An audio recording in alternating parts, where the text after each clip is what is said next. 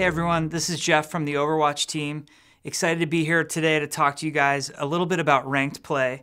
Now I want to set expectations correctly because I don't have a firm design to put forth to you guys. I know that you have a lot of thoughts and a lot of investment in what ranked or competitive play might be for Overwatch. Obviously, you and I both study other games and we think a lot about, which games we really engage with and which sort of ranked or competitive systems mean a lot to us or we get the most out of.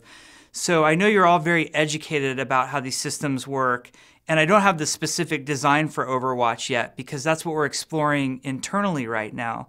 But I thought it would be useful for us to talk a little bit about goals and philosophy with the system. It's been really interesting because I think a lot of us approach ranked or competitive play from a different mindset. There's some people who come at it from a highly competitive, almost pro gamer, esport, who is the best in the world at this game out of all the people playing it, while others of us want just a more serious place to play the game. Like, I'm going to play Overwatch and I'm going to start this match, and we're not all going to pick 6 Widowmakers just for fun to see what happens at the beginning of the match. Like, we're all really invested, and it's a little bit more serious than quick play. And then I think there's a different mindset of player, which is kind of in between, which is, somebody who's looking for some sense of progression, moving up through the ranks. The more I play this competitive or ranked mode, the more I get a sense of my skill improvement over time.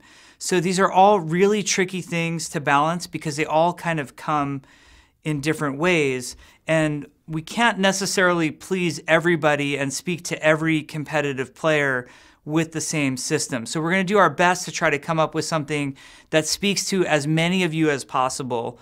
And for those of you who the system doesn't speak to, at least you understand what we were doing and what's cool about it, and you feel like your type of competitive play is available, somewhere else in the Overwatch ecosystem. So, these systems can be kind of tricky because a lot of players, would like us just to stack rank the entire player base and, show me where I'm at.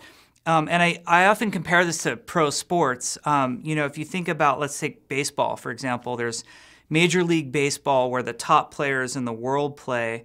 And it's very hard to, have a league like that, have it be balanced, have there be fairness between the teams, have it be a surprise who's going to win the World Series every year.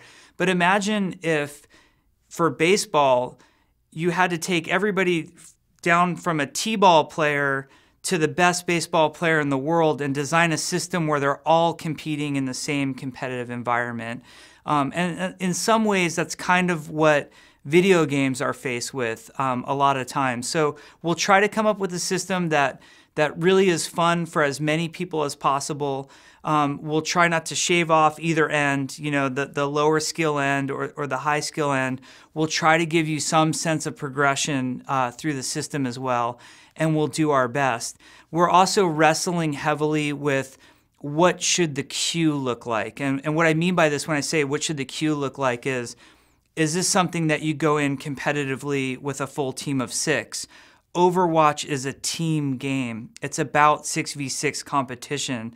So if you want to talk about the real best competition or the highest level of competition, you're playing with 5 other people.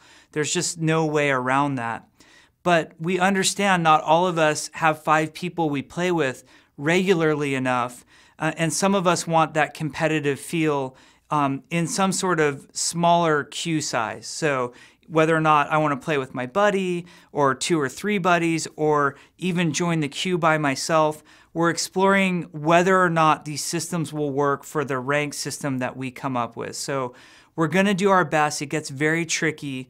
One thing, I'll share this with you guys because you've been so insightful, and I think the discussions in the community have been just, really sensitive towards game design. So I think you guys will get this.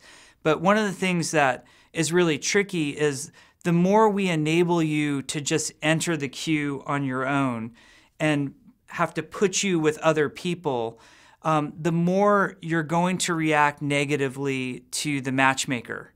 No matter how good the matchmaker is, there's going to be that match where you lost and you feel like it was because of your teammates. Like I said, it is a team game. There are going to be times where you lose because it's your teammates. And psychologically, we're all a lot better off with it when we formed the party ourselves and we knew, oh God, I kind of invited my little brother and he's not that great, but he really wanted to play with us tonight, versus the matchmaker puts somebody in with you who causes the match to go wrong.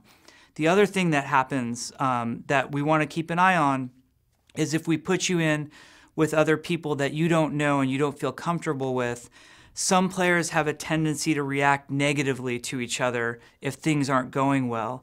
And this is a big concern for us. We'd rather have you be angry at the game and be angry at Blizzard and be angry at Overwatch, be angry at me personally, rather than be angry at one another as players. We really want it to be a fun community where you guys like playing together, make friends, make lifelong friends, hopefully, playing Overwatch, and don't turn on each other. So these are things we're keeping an eye on. I can't guarantee we're going to design the perfect system that eliminates all of this, but I kind of want to get out in front of it and let you know that, the more we open up the queue size, the more it's going to open up some of these other issues that there aren't necessarily clean solves for. So this kind of segues a little bit into another topic that I've seen a lot of interest in, and that's how we're doing matchmaking. And I'm really proud of our matchmaking engineer. I think he's absolutely brilliant, and I'm very excited that I get to work with him. And he's done amazing things for Blizzard and previous Blizzard games, but it's a very tricky problem for him to deal with because there are a lot of moving parts to matchmaking in Overwatch that don't necessarily always exist in other games. For example, we have hero switching, which we think is one of the coolest parts of Overwatch, but that means that you're not equally good on all of your heroes. You can now see that we have this career profile part of the system, and you can see which heroes you're doing really well on and which heroes you're kind of struggling with. And the matchmaker doesn't know who you're going to decide to pick at any point during the match. So that's one thing that's interesting. Like I keep saying, I think Overwatch is best played with friends. And we want you to not discriminate against your friends list based on who's good and who's not. We want you to just invite friends because you all want to play together. But that means that sometimes, you're not always going to get match made perfectly because you have somebody really good and maybe somebody not as good on the team. We had a recent case where, somebody complained they got matched with one of the top players in the beta.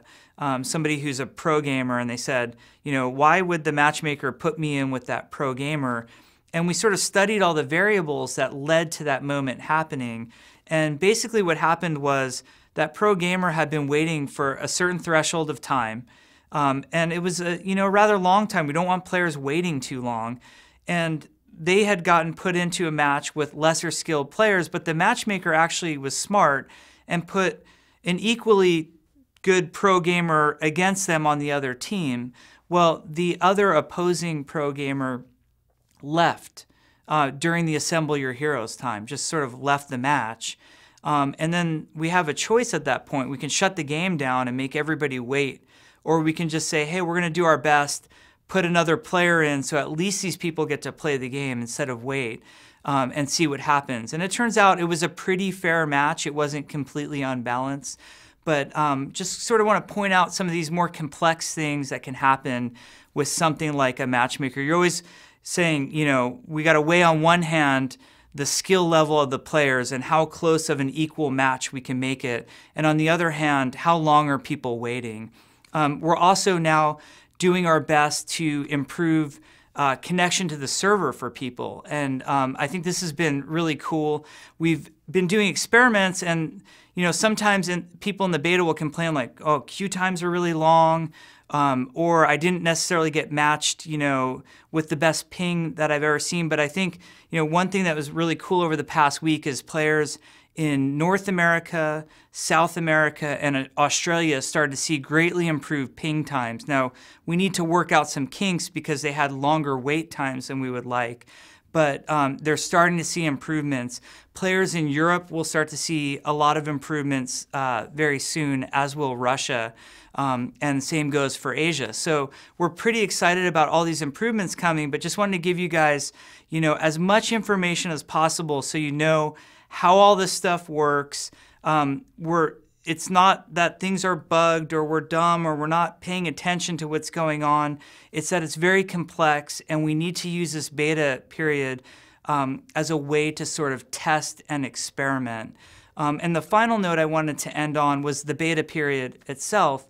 Recently, we had talked about in an interview sort of if we had it to do over, we might do this beta a little bit differently. We feel terrible, and me personally, I feel a lot of responsibility and really want to apologize to as many players as possible who wanted to be in the beta and didn't have a chance to play it.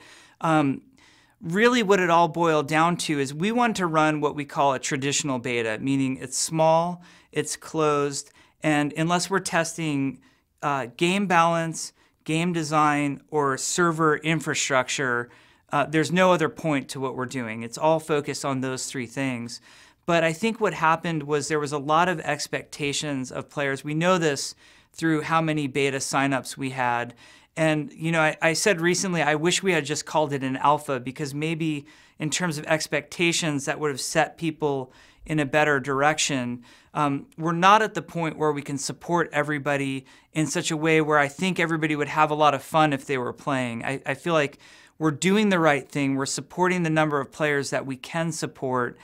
But I feel bad because we have such a committed, dedicated community, and I want you guys playing this game as badly as possible. We'll see if we can figure something out. Worst case scenario, the game is going live at the end of spring, like we've mentioned, so everybody will have a chance to play it. Thank you guys for all being very patient with us. I always love chatting with you guys in these developer updates, and if you ever have a topic you want us to cover, please let us know about it. Thanks for your dedication and support, and we'll see you in the next one.